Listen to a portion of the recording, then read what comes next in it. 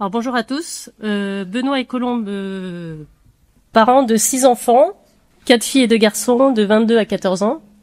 Donc vous avez vu le titre de notre topo. C'est passionnant en fait. On a essayé de faire en moins d'1 heure, mais c'est pas évident. Donc on se dépêche. Par notre pèlerinage sur la terre, comment gagner notre salut? Alors d'abord en premier, il y aura 3 points.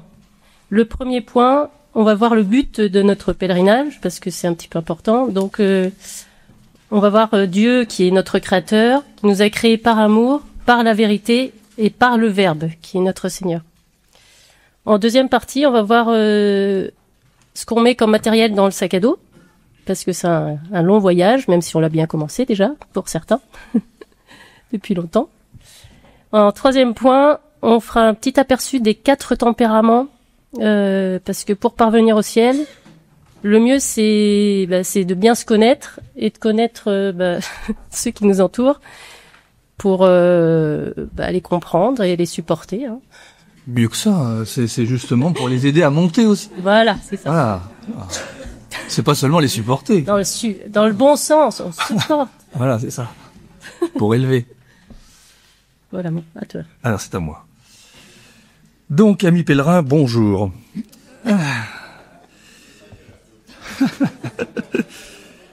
Partons pour un pèlerinage qui est bien mieux que celui de Chartres, c'est pour dire, puisqu'il s'agit du ciel. Alors, accrochez-vous. Non. Accrochez vos ceinturons, pardon, ça c'est sûr à chaque fois. Un pèlerin, vous en avez l'expérience, c'est un marcheur de longue haleine, un voyageur aux pieds poudreux. Et tout voyageur, lorsqu'il part en voyage, et avant même de préparer ses bagages, il considère la destination, le but. Si on prend le train, on aura en tête, et sur notre billet, la gare de destination. Idem pour un voyage en voiture ou en avion. Tout voyage a un but, sinon ce serait absurde. Eh bien, un chrétien est un pèlerin qui met le nord de sa boussole vers le ciel, sa patrie. Le but ultime de son voyage. Comme dirait Martineau, que nous écoutons en boucle à la maison, le chrétien est ce pèlerin au regard tout baigné de ciel et des chansons plein le chapeau.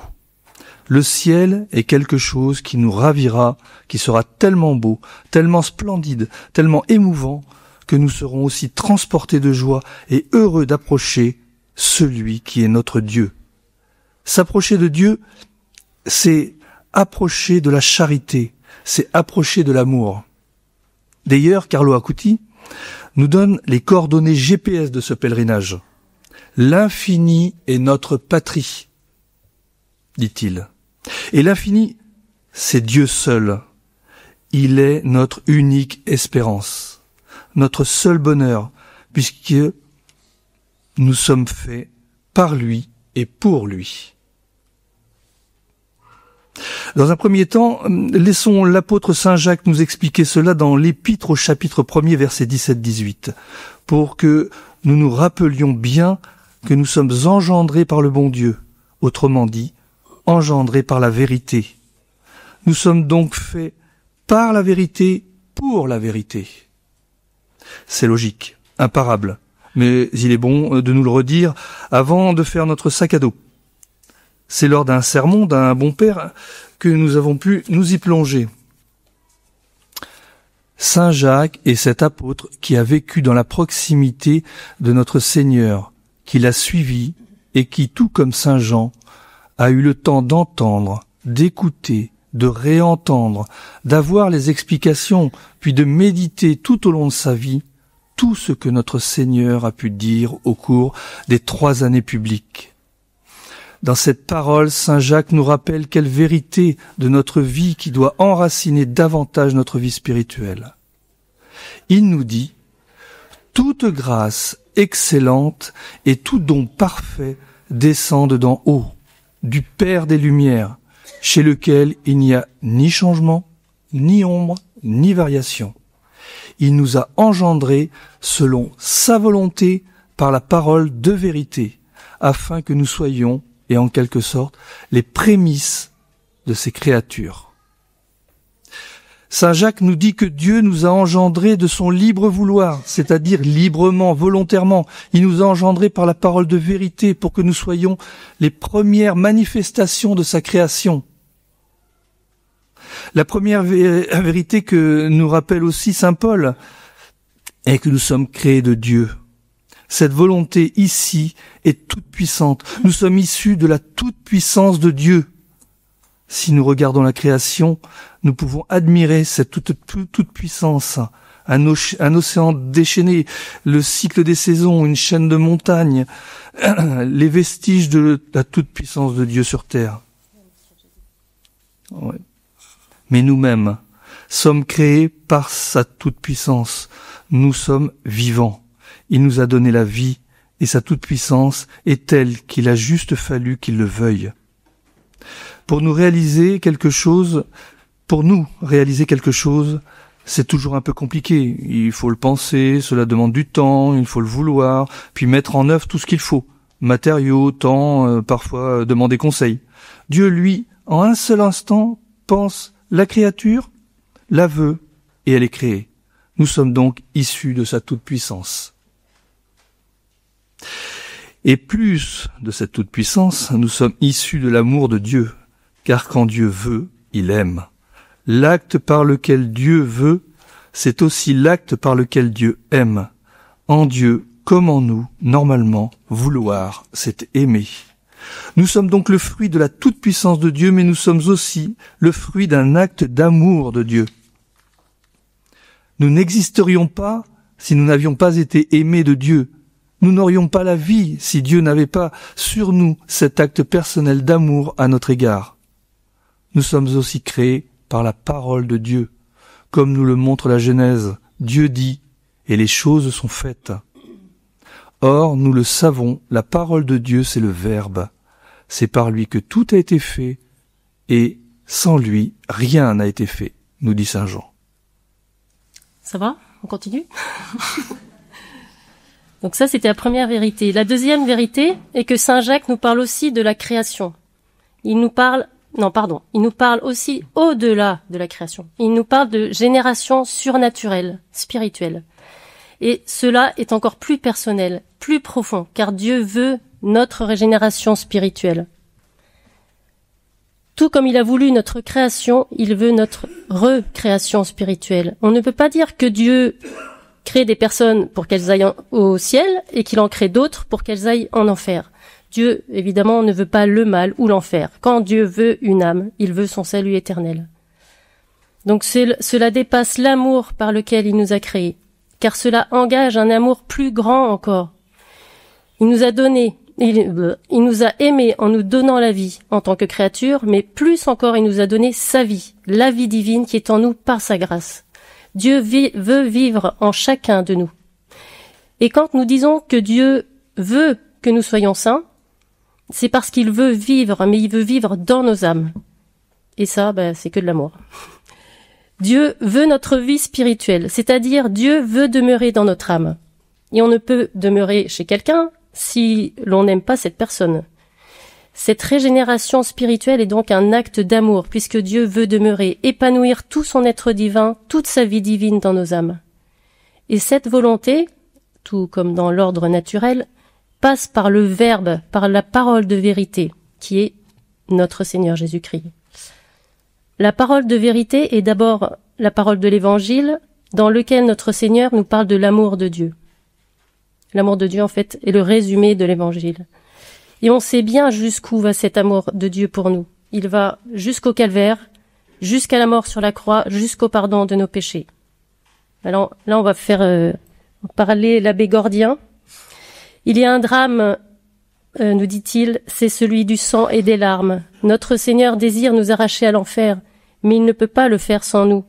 Cultivons la bonne inquiétude du ciel, dans la confiance. Dieu nous engendre par la parole de vérité, par notre adhésion à l'Évangile et par notre foi dans l'amour de Dieu. Mais cet amour de Dieu s'est concrétisé par la passion, la mort et la résurrection de notre Seigneur Jésus-Christ. De sorte que Dieu, qui veut par amour vivre dans nos âmes, veut que notre Seigneur vive dans nos âmes.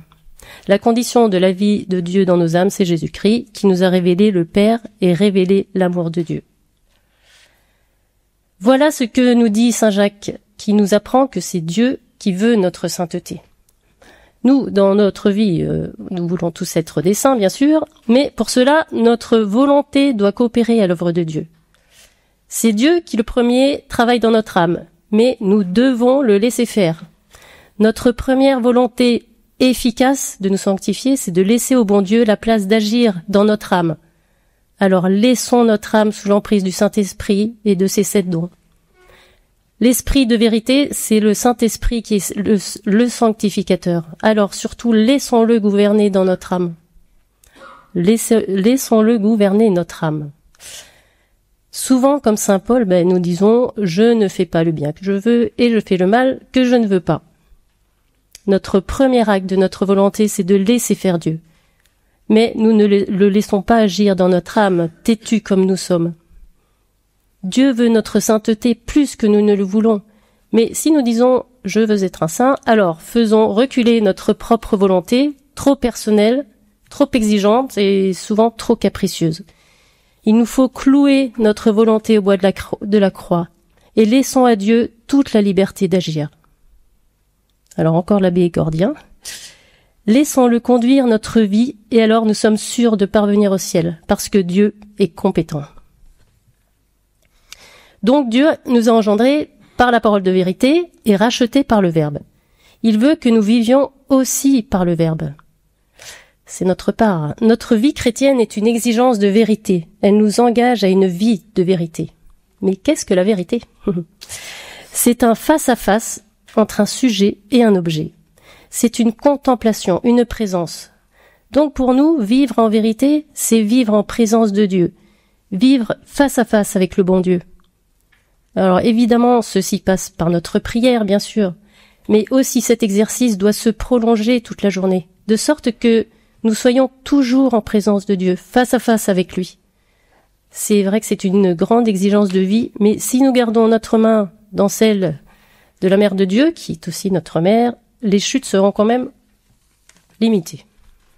Donc, vivons toujours face à face avec l'objet que nous contemplons, comme Notre-Dame l'a fait tout au long de sa vie. Alors, je ne sais pas si vous connaissez Jean Ravenne, un grand auteur du XIXe siècle. Quand il voyait Notre-Dame avec l'enfant Jésus dans les bras, il disait « Marie tient le monde entier dans ses bras, car sa patrie est partout où Jésus respire contre son cœur.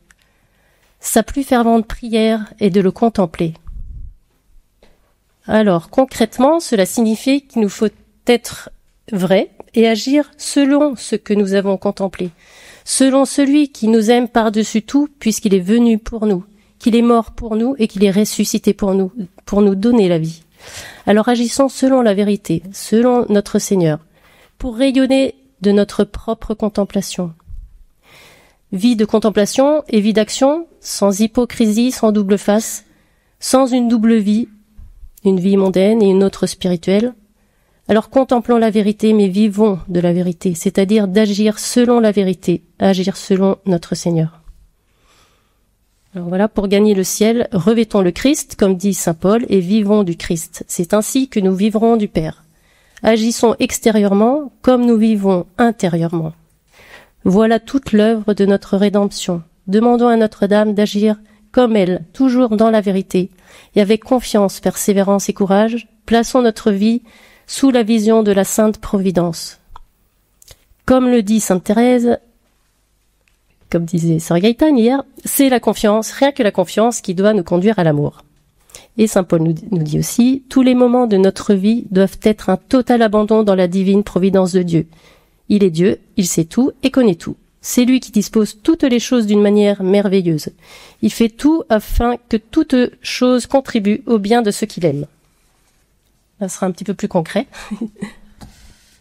Le matériel du pèlerin. Eh oui, nous sommes en pèlerinage. Que mettons-nous dans nos sacs à dos ? Maintenant que nous avons l'objectif de notre pèlerinage, voyons avec notre ange gardien afin de ne rien oublier. Ce que nous devons emporter. Tout d'abord, le bâton de marche, qui est Notre-Dame. Quel petit enfant pourrait partir seul pour un si long voyage ? La première chose à prévoir, c'est le chapelet quotidien, indispensable.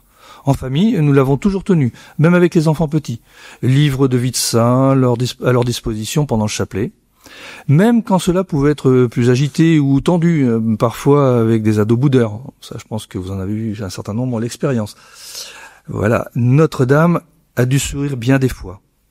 Ce qui doit la faire rire encore, c'est de voir avec quel empressement et pirouette l'un de nous accueille le fait même de nous voir sortir un chapelet de notre poche. Nérac, le chien de la famille, dont le mot chapelet est source de joie intense, car par beau temps, il est la promesse d'une promenade en famille.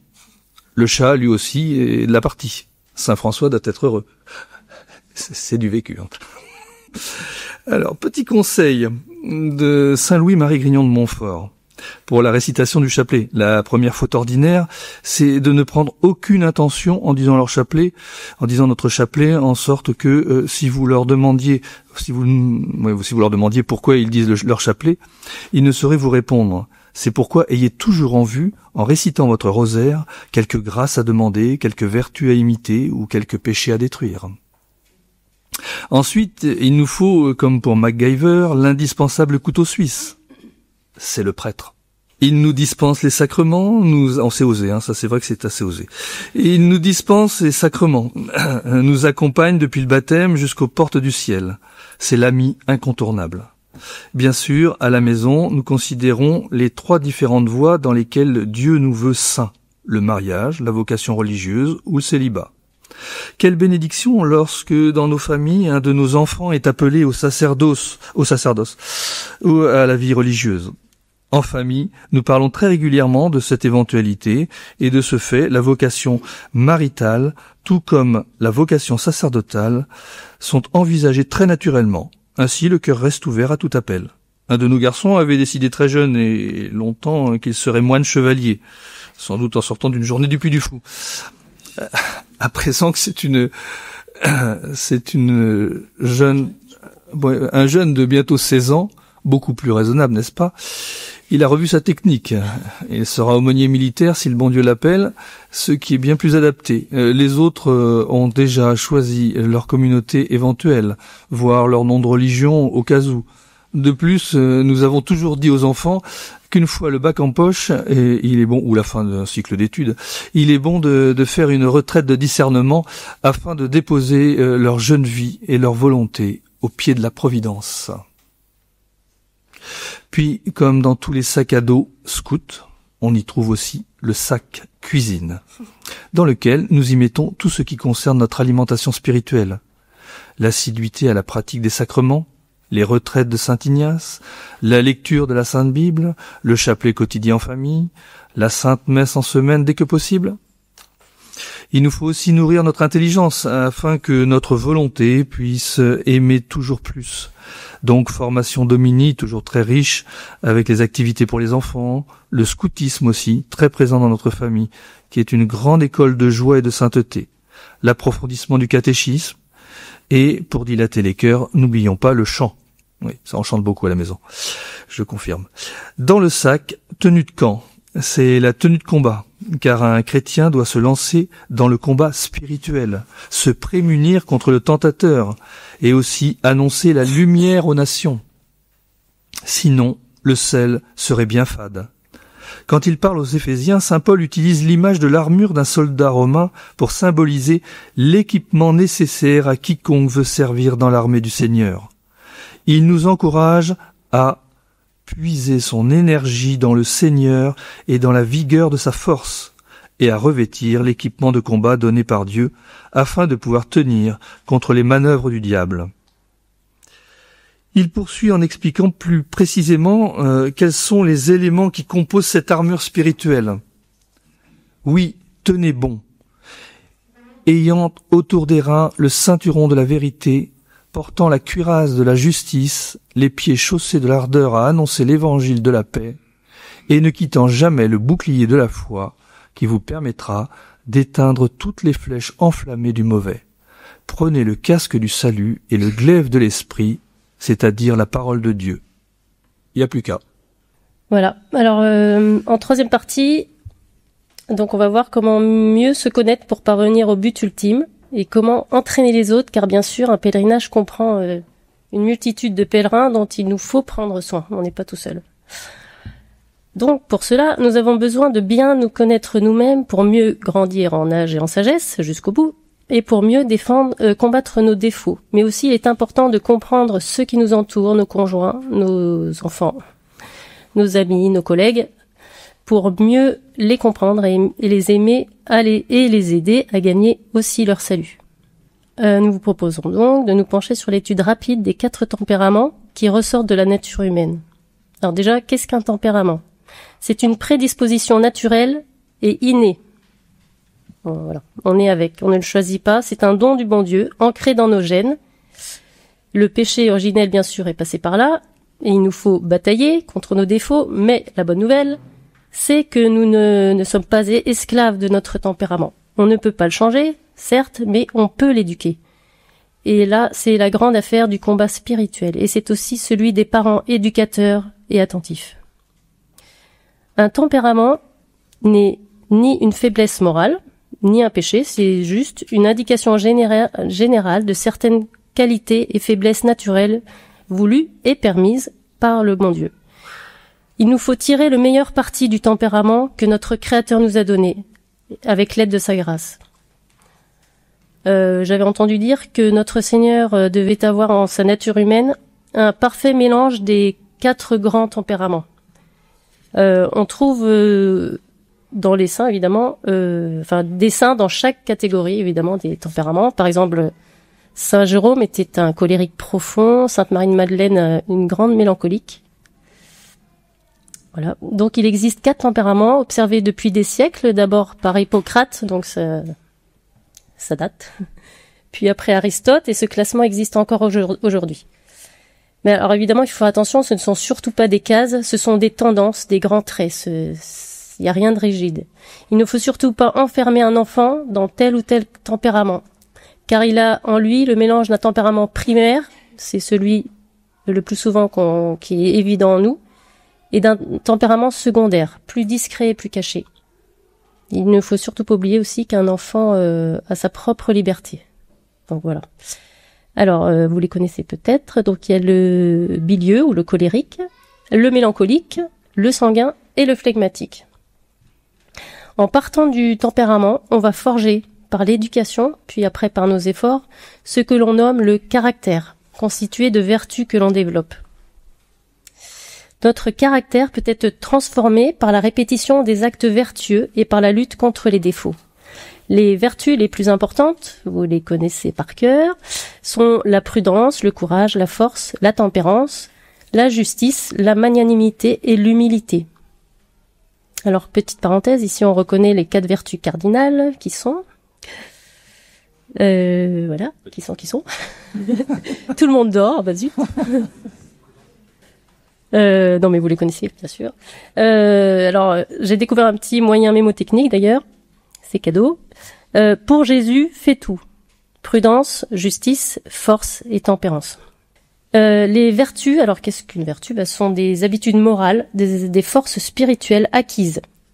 Et elles sont pas innées malheureusement, et elles sont développées par la pratique. Donc plus on pratique une vertu, plus elle s'imprimera dans notre âme.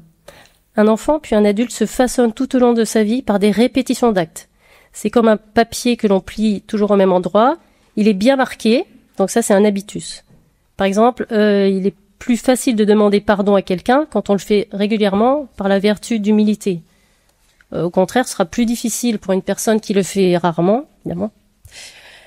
Alors au contraire de la vertu, le vice, lui, c'est un mauvais pli, une mauvaise action répétée plusieurs fois.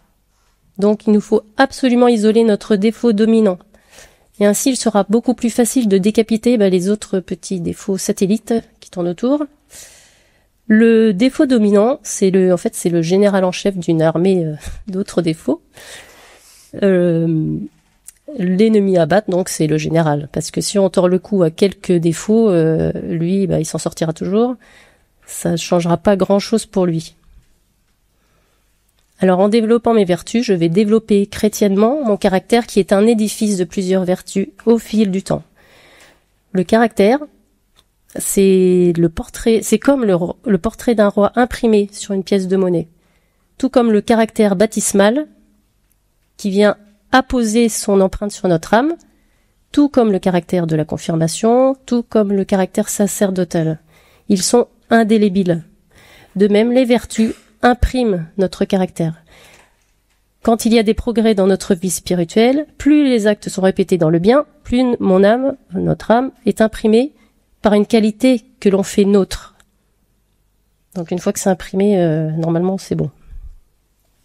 Et voilà. Et selon les tempéraments, oui. Plus je fais le bien, plus je suis configuré au bien. Voilà. Et selon les tempéraments, nous aurons besoin de telle ou telle vertu. Alors j'y ai pensé ce matin, en tant que parent de 6 enfants, on a pu observer différents tempéraments à la maison. Mais ce qui est amusant, c'est de voir le comportement des enfants à la messe quand ils sont petits. Par exemple, l'enfant bilieux, j'ai une petite image. L'enfant bilieux, il va vérifier frénétiquement dans le sac de maman si elle a rien oublié. L'enfant sanguin, il va dépioter consciencieusement la paille de sa chaise parce que il a besoin d'activités saines et distractives. L'enfant mélancolique, il aura marqué son missel à toutes les bonnes pages. Et l'enfant flegmatique, il va faire attention à ce que les 3 autres tempéraments se chipotent pas trop. Voilà. Et c'est drôle à la messe. Le mieux, c'est de mettre les garçons dans le chœur, comme ça. Normalement, on n'a plus que les filles à gérer. Ah, c'est pas trop. Hein. Donc, on commence. Donc, le colérique, ce qu'on appelle aussi le milieu, lui, il a une réaction momentanée. Oui, parce qu'en fait, on va commencer par les 2 tempéraments qui démarrent au quart de tour. Et puis on parle des enfants surtout parce que c'est vrai que c'est éducateur, mais à travers les enfants et les jeunes, on se reconnaît de toute façon. Donc d'abord, voilà, le colérique, il a une réaction momentanée, il est énergique et stable, et sa caractéristique, il est orienté vers l'action. Alors pour chacun des 4 tempéraments, je vais développer les points forts, les points faibles, des conseils, une vertu à acquérir et quelques exemples de saints. Alors, c'est les points forts du colérique. On va l'appeler colérique parce que sinon... Alors, il est dynamique. Il n'est heureux, lui, que dans l'action. Le farniente, c'est surtout pas pour lui. Il a une grande force de décision. Il a souvent l'initiative. Dans les cours de récré, on les repère vite. Il pousse les autres, en fait, là où il veut qu'ils aillent. Non, c'est pas ça. Il pousse les autres là où il veut qu'ils aillent. Chef militaire ou du manager, voilà, toujours droit devant. Ses points faibles, il est orgueilleux. Alors, il peut être orgueilleux, hein, c'est des grands traits. Hein. Il a une tendance à la colère. Parfois, il prend des décisions hâtives.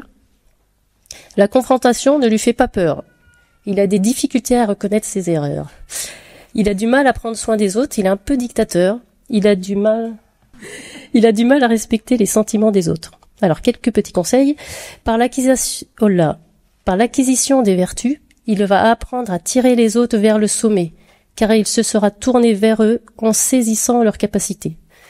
Il va les prendre par la main et non les pousser comme un bourrin. Il va apprendre à les aimer. Alors, vertu à acquérir, c'est l'humilité pour être bienveillant avec les autres et les faire progresser pour leur bien et non pour son propre intérêt. Quelques exemples. Alors, notre bon Saint Paul, Saul, qui est devenu Saint Paul, il évolue au fil de sa vie en écoutant Dieu. Ma grâce te suffit, ma force se développe dans ta faiblesse. L'écharde qui est permise par le bon Dieu humilie Saint Paul pour lui apprendre à s'en remettre à lui. Nous avons Saint François de Sales, grand colérique comme Saint Jérôme, qui disait « Rien par force, tout par amour ». Il disait aussi « La colère, c'est une boursouflure du cœur ». Résultat, il est devenu doux et patient avec la grâce de Dieu en s'exerçant régulièrement à la douceur et surtout en mettant son cœur en garde. Alors, il y a aussi Saint Ignace de Loyola, la petite Anne de Guigné, et aussi, j'ai découvert ça, notre Sainte Jeanne d'Arc, c'était une colérique humble, un chef de guerre et une femme de décision. Alors, le deuxième tempérament, le sanguin, il a une réactivité momentanée, il est spontané et éphémère. Sa caractéristique, c'est le relationnel, à fond la caisse. Ses points forts, il est joyeux, empathique, affectueux, j'arrive pas à lire, sociable, persuasif et communicatif. Il est attentif à tous les détails qui pourraient rendre les autres heureux. Il a un goût prononcé pour l'entreprise et pour l'aventure. Il est enthousiaste de tout, toujours à 100% pour un projet, jusqu'au lendemain où il sera passé à un autre projet. Et il sait, lui, alors c'est bien parce qu'il sait partager ses émotions, ce qui n'est pas le cas de tous. Ses points faibles, il est inconstant. Il peut être inconstant. C'est toujours pareil. Il peut être inconstant car ses émotions fortes sont de courte durée. Donc, attention à un enfant sanguin est influençable parce qu'il est impressionnable, donc c'est pour le meilleur ou pour le pire, hein, les influences. Il a du mal à rester concentré, il est doué mais il travaille pas assez, c'est le fameux peut mieux faire, n'est-ce pas, dans les bulletins. Il est pas très endurant, il est changeant et il parle trop. Du coup, il peut être gaffeur et blesser les autres. Il est vulnérable à la distraction. Il a tendance à la vanité, il fait trop attention à ce alors oui, il peut faire il fait attention à ce que l'on pense de lui et il veut être aimé en fait. C'est ce qui peut le détourner de son objectif. Un enfant sanguin, il a besoin de beaucoup d'attention, de câlins et un petit peu collant, voilà. Mais c'est bien. Alors, quand il y a une mère qui n'est pas trop tactile, c'est pas évident même. Des petits conseils pour aider cet enfant ou ce jeune sanguin. Il faut l'aider à finaliser ses projets. Parce qu'il est généreux, mais alors qu'est-ce qu'il papillonne? On en a à la maison, bon, sa chambre c'est toujours un vrai souk. Et voilà, du plus loin où il se trouve dans la maison, je le fais revenir pour la moindre chaussette qui traîne, le moindre papier, sinon si on laisse passer, c'est infernal. Il faut aussi l'aider à maîtriser ses sens externes, notamment la vue avec les écrans, pour les plus grands. Il faut l'aider à différer ses décisions, parce que comme il est attiré par les changements, il est impulsif. Voilà, donc il faut l'aider à prier, et l'aider à demander conseil avant de prendre certaines décisions. Il doit cultiver sa patience et la stabilité. Et voilà, et oui, il faut l'aider à faire durer son entrain et son énergie au service du bon Dieu et du prochain. Vraiment, c'est dans la durée. Il faut qu'il parle moins aussi, parce que un enfant ou même un jeune devant le Saint-Sacrement, je pense qu'on n'imagine même pas ce qui se passe dans sa tête. Il parle tout le temps, quoi. Il faut lui apprendre à se taire et laisser parler Jésus. Une vertu à acquérir, il doit développer la persévérance et la maîtrise de soi pour réprimer les émotions. Alors il peut avoir des émotions négatives, sa peur de ne pas être aimé ou mal compris. Quelques exemples. David, il est empêtré avec ses 5 sens, là, avec Bethsabée sur la terrasse. Il y a le bébé, le meurtre, voilà. Et puis vient le repentir, l'humilité et la maîtrise de soi. C'est un exemple magnifique. Saint Jean Bosco, notre bon Saint Pierre aussi, qui est très impulsif et qui change d'avis rapidement. Saint Thomas More est un grand communicatif et un grand blagueur. Alors, le mélancolique, il a une réactivité tardive, il est profond, stable. Son objectif, lui, c'est la contemplation. Ses points forts, il est toujours en quête d'idéal et en quête... Oh là. Et enclin à la contemplation. Merci. Et enclin à la contemplation. Il aspire à la perfection dans tous les aspects de sa vie. Il est indépendant, patient, persévérant. Beaucoup d'artistes d'ailleurs sont mélancoliques. Ses points faibles, il peut se laisser submerger par ses passions, ses émotions. Il craint l'incertitude. Alors lui, il liste dans sa tête tout ce qui pourrait mal se passer. Il faut surtout pas le mettre avec... Enfin, quand un sanguin va dire à un mélancolique non, t'inquiète pas, tout va bien se passer, là, il a de quoi s'inquiéter, là. Lui, il ne lâche rien, mais par contre, tout prend du temps avec lui. Tout peut prendre du temps. Il peut redouter de passer à l'action parce qu'il est réticent à prendre des risques. Il peut aussi tomber dans le pessimisme, et voilà. Et puis ça peut être un enfant mauvais joueur, il peut se sentir facilement offensé. Quelques conseils, il faut qu'il développe la magnanimité, donc la générosité. Il doit maîtriser ses émotions négatives, comme le pessimisme et l'anxiété. Il doit être plus optimiste, du coup. Il Le mieux, c'est qu'ils se disent, en réalité, bon, les choses ne vont pas si mal. Il doit mettre plus d'amour dans son esprit critique. Il ne faut pas se décourager, l'encourager à être plus audacieux et à surmonter sa peur de l'échec. La vertu à acquérir, c'est l'audace, le courage pour sortir de soi et se lancer dans l'action. Par exemple, Moïse. Moïse, il se trouve pas du tout à la hauteur, mais qui suis-je pour diriger le peuple ? Il se trouve trop simple, il ne sait pas parler à une foule, mais bon, par une lutte acharnée, et avec Dieu qui le pousse, il finit tout simplement par libérer le peuple hébreu et le conduire jusqu'à la terre promise. Nous avons Sainte Marie-Madeleine et Mère Teresa de Calcutta, qui toutes les deux étaient des mélancoliques généreuses, très généreuses. Et le dernier, le phlegmatique, il a une réactivité tardive. Aussi, il est mesuré et éphémère. Et son objectif, c'est la paix. La paix à tout prix, oui. La paix à tout prix. Ses points forts, alors, son approche de la réalité est complètement dépassionnée, scientifique. Il a de la chance. Il est celui qui écoute et il est très empathique, comme le mélancolique. Il est raisonnable, grand calme. C'est très difficile de lui faire perdre son sang-froid. Il est très doué pour les relations entre les 3 autres tempéraments. C'est un conciliateur et il atténue tous les défauts des autres. Donc c'est une grande force. Dans un groupe, c'est vraiment c'est un élément de cohésion. Il a un sens profond du devoir et de la coopération. Il est persévérant. Il a une volonté très forte. J'avais entendu un dominicain de Marseille dire que il faisait une comparaison avec le bilieux, enfin le colérique. Le colérique, en fait, c'est une frégate. La frégate, ça file, c'est chic, ça va droit. Et le phlegmatique, c'est le porte-container. Donc, il a du mal à démarrer, mais quand il démarre, là, on a du mal à l'arrêter. Donc, c'est un grand têtu aussi. Donc, si on lui démontre pas par A plus B qu'il a tort, il va aller droit dans le mur. Je ne sais plus où j'en suis. S'il est persévérant, volonté très forte, très loyal, ne supporte pas le mensonge et l'hypocrisie. Oui, supporte pas le mensonge et l'hypocrisie. Il est solitaire. Un enfant phlegmatique, il faut mieux qu'il soit en petit comité pour parler, sinon il se ferme. Il n'aime pas l'aventure et l'imprévu, il aime la routine.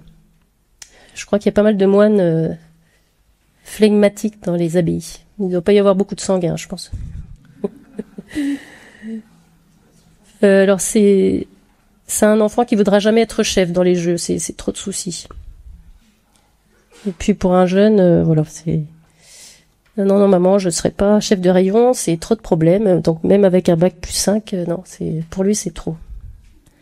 Il sait s'accommoder à une ambiance tendue et il sait détendre l'ambiance d'une bonne plaisanterie.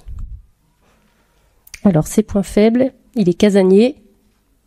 Il a une apparence de je m'en foutisme, mais alors que c'est pas vrai du tout, en fait, et il le fait pas exprès. C'est juste qu'il travaille lentement et voilà, ça peut donner cette impression. Un enfant phlegmatique s'ennuiera vite. Il peut manquer d'ambition, peut être indécis, il ne sait pas dire non. Il évite les conflits à tout prix. C'est normal parce que comme il est conciliant. Par contre, voilà, comme je disais, il est têtu comme un bœuf. Il est très rancunier et peut s'apitoyer sur son sort. Des petits conseils. Pour les enfants phlegmatiques, bougez-vous et prenez l'air. Participez avec enthousiasme. Participer à l'enthousiasme des autres. Il faut qu'ils se laissent bousculer, qu'ils expriment leurs émotions pour qu'on les aide. Puis c'est pas la peine de crier sur un enfant phlegmatique parce que de toute façon, il va se fermer. Donc, avec l'expérience, il faut l'amadouer, lui parler fermement. Le mieux serait qu'il se lance un peu dans l'action. Pour un enfant phlegmatique, les travaux manuels, c'est bien pour la persévérance.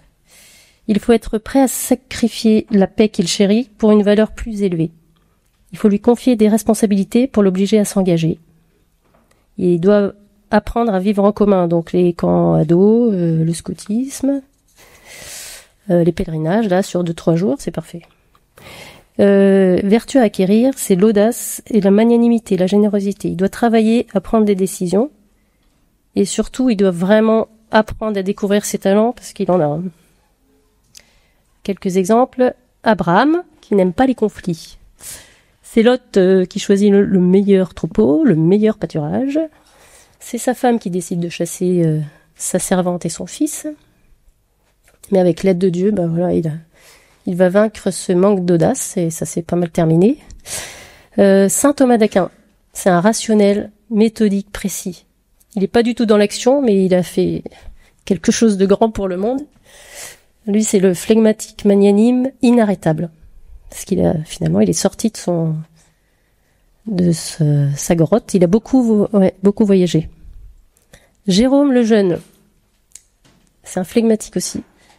Comme souvent les hommes de science. Mais c'était un flegmatique magnanime aussi. Grand rêveur et grand homme d'action. Voilà. Si vous ne vous reconnaissez pas dans ces 4 tempéraments, surtout, n'hésitez pas à demander à votre conjoint, il vous dira. En tout cas, personnellement, j'ai épousé un saint parce que il arrive à me supporter. Et toi, tu me supportes d'ailleurs.